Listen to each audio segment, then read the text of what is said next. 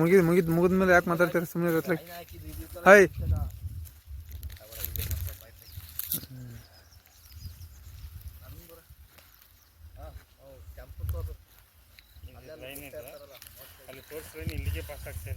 ಹಾಂ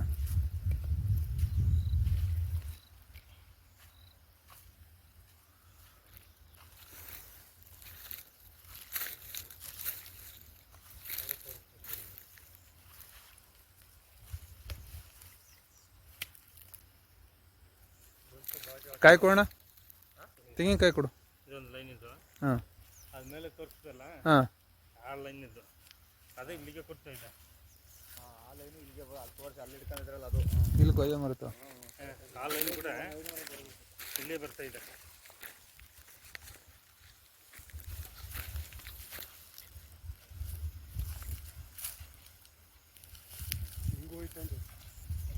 ಇದು ಒಂಥರ ಸಂಗಮ ಥರ ನಿಮಗೆ ಜಂಕ್ಷನ್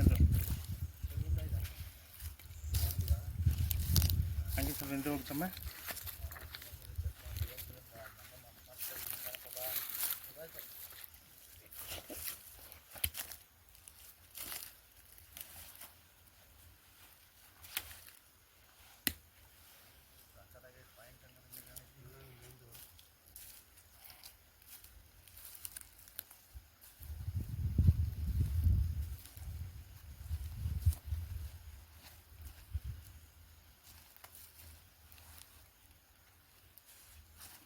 ಎಲ್ಲ ಇಲ್ಲಿಯೇ ಬಂದಿದೆ, ಜಂಕ್ಷನ್ ಆಗ್ತಾ ಇದೆ.